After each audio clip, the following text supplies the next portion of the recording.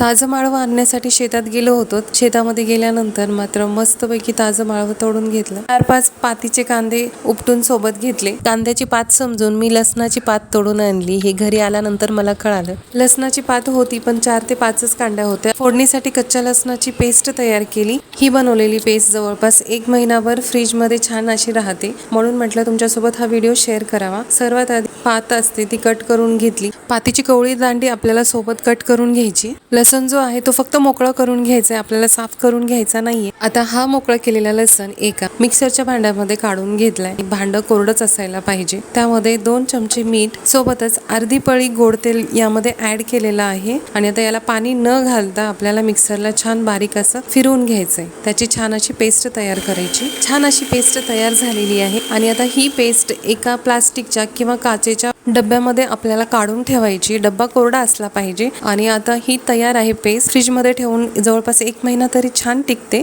व्हिडिओवरती नवीन असाल तर लाईक, शेअर आणि सबस्क्राईब करायला विसरू नका। भेटूयात पुढील व्हिडिओमध्ये, तोपर्यंत काळजी घ्या।